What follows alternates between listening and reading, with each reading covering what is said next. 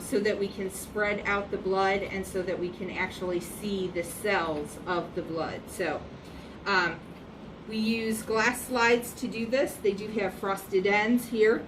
You do want to avoid touching the slide. You want to make sure you have a clean slide, free of dust and hair and fingerprints, because that can affect what you see under the microscope. So you want to make sure there's no chips or anything in your glass slides. So we have one, and then I do need a second one for sliding my blood or smearing it. So we are using the purple top tubes with the EDTA in it. That's the anticoagulant. And we do want to make sure that it is mixed up. We do this for two reasons, because you want to make sure the blood's mixed up, and you want to make sure we have some blood in our stopper at the end here. So I'm going to take the rubber stopper off, and then I just use the rubber stopper and give it a little smoosh here to get a little bit of blood on the slide. Put the stopper back on. Now I put my index finger here, and then I'm going to draw back, touch the blood, and then take off with my slider slide. So I draw back, I touch the blood goes across the slide, and then I take off like I'm an airplane taking off to go on some vacation. So I am cleaning off my slider slide really quick, just in case I want to make another one. This one isn't too bad here. So you can see kind of the rainbow effect to it. We really want to spread out those cells so that we can really see the cells. We don't want them jumbled on top of each other. So I'm going to give it another try and see if I can do better. But I am going to save this one to stain. So I'm going to grab another slide out of here. I was able to get my slider slide cleaned off pretty well, so I think I can use that again. If you use a dirty slider slide, it leaves streaks and stuff in the blood. So you just, if it's not clean, well, get another one. So I have my blood. Do a little smoosh of the stopper there, and then I'm gonna turn it so it's kind of off there. Okay. So then I hold with my index finger here, I bring the slide back, it touches the blood, it goes across the slide, and then I take off. So this one I think was a bit better. So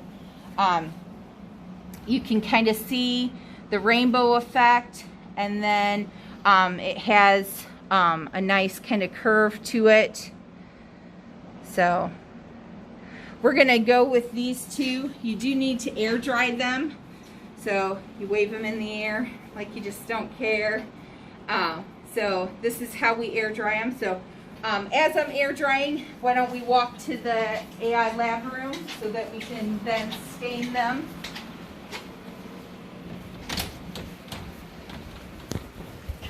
And make sure you don't hit your glass slides on anything.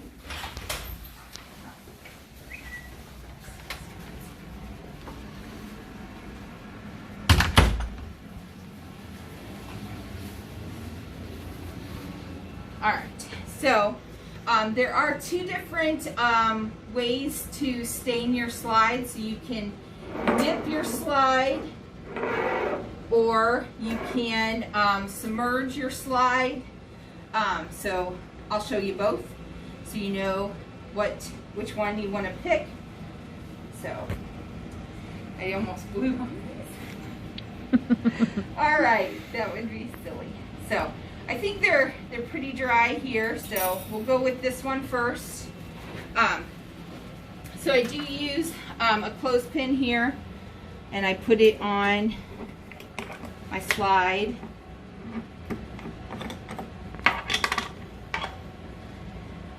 Here are the three parts of the stain. So this is Wrights Stain, W-R-I-G-H-T stain. And this first one is Fixer. So it's methane alcohol, and it fixes the cells to the slide. So for this one, you just dip it in, and each time you dip it in, it's 1 second, and you do this 10 times. 1,000, 5, 1,000, 6, 1,000, 7, 1,000, 8, 1,000, 9, 1,000, 10, 1,000. So that's 10 times, 1 second each time. Kind of drip some off there. Then you go to the second one, and that is Phosphate buffered Eosin is the second solution of the Wrights Stain, and it's R-I-G-H-T, like the Wright brothers. And again, you do 10 seconds, so you dip it in 10 times, 1 second each time. All right. And then the last stain is the Phosphate buffered Thiazine stain. And again, you do 10 times, dip it in 1 second each time.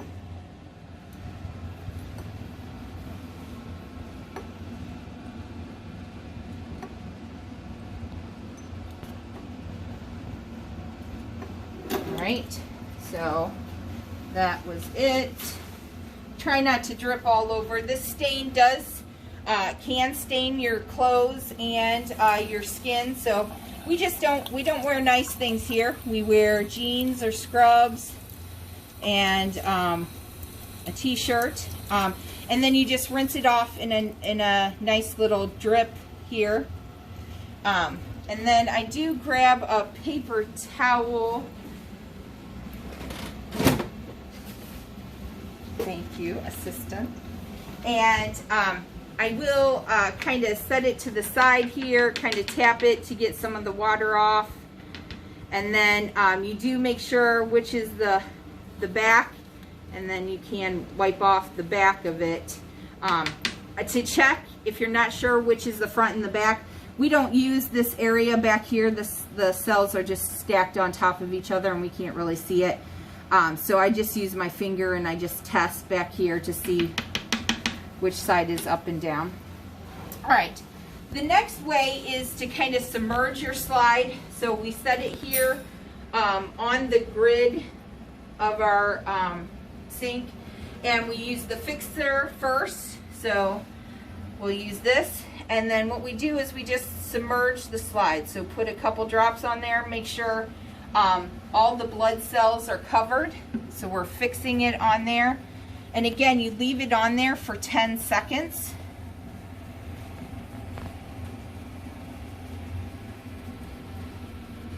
And then you just kind of tip it to the side, get that off. The next thing is that phosphate buffered eosin. And then you just cover that slide, a few drops here and there. Make sure you get all the blood smear. And again, you wait 10 seconds.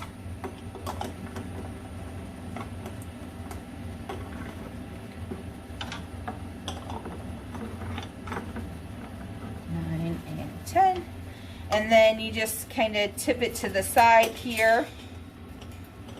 And then our last stain of the Wrights Stain is the phosphate buffered thiazine.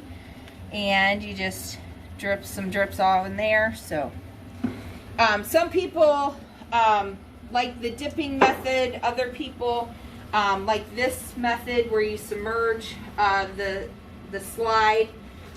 Both work just fine. Some people think you use less fluid when you do the submerging, which is possible if you don't overdo it on the stain. All right, so I'm just going to tap that to the side and then rinse it off just under a slight stream of water here.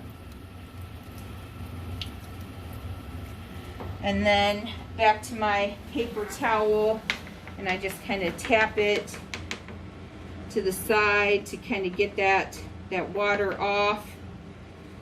And then I do wipe the back side of my slide. And then I start to air dry. So we're gonna walk back out to the classroom so that we can look at these under the microscope.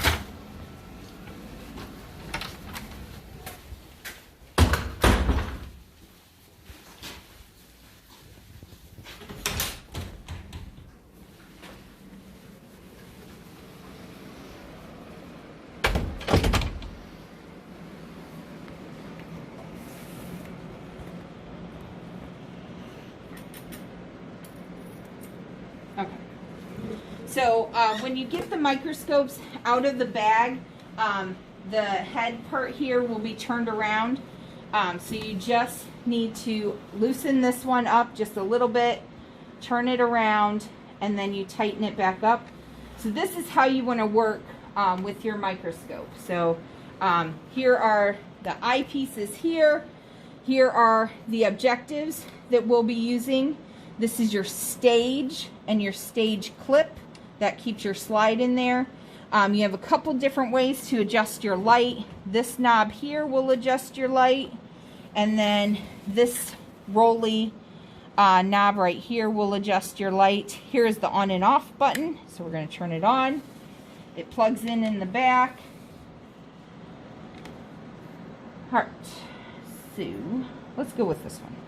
So to put your slide on, you set it on the stage, and there's a little corner piece here. So you want to get your slide right up in that corner piece. And then the clip comes in here to secure your slide. We want to start off at low power, and low power is 10x. So it's the yellow one here, low power 10x. And go. All right, so now we are on low power, and we can use the coarse adjuster. And the coarse adjuster is this big knob here. So this is the coarse adjuster. And anytime you're moving the microscope, you want to have your eyes looking at it. We're using the coarse adjuster, and we are going to focus in at low power, which is 10x. I wear glasses, and when I'm using a microscope, I do not use them with my glasses on, because the microscope can compensate for most eye issues. So you want to move the eyepieces so that you see one object.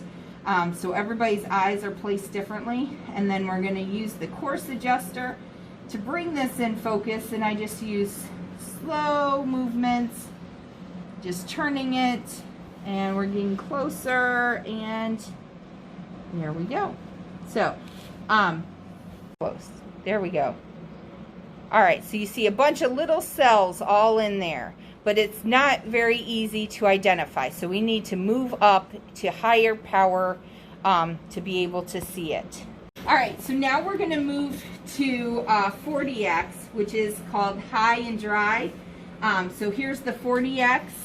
It has the 40 on there, and this one, it's blue. We don't move the stage at all. So once you have it focused in, you don't move the stage. You just move the objective over. And now we're just using the fine adjuster, the small knob here, to just focus it in. So I'm just going to make some little movements here. All right. So now here is a closer look. Put it back. So this is good, but we can get even closer, and we're going to go to oil immersion. All right. So now when we're headed into oil immersion is 100x. So it should say 100x, I think, on there somewhere. And it's the white one. Again, we don't move the stage at all. So we're just going to rotate the objectives. So it's between the 40x and the 100x. And you can see the light coming up through the slide. And I'm just going to drop a drop of oil right on that light.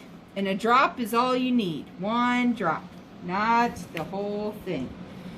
All right, now I'm going to slide the 100x or oil immersion objective into the slide. And the objective is sitting right on top of the slide. So it's the slide, oil, and the objective smushed all together. So we just want to use the fine adjuster, the small knob, to focus it in. So just some small movements. You always want to be looking through.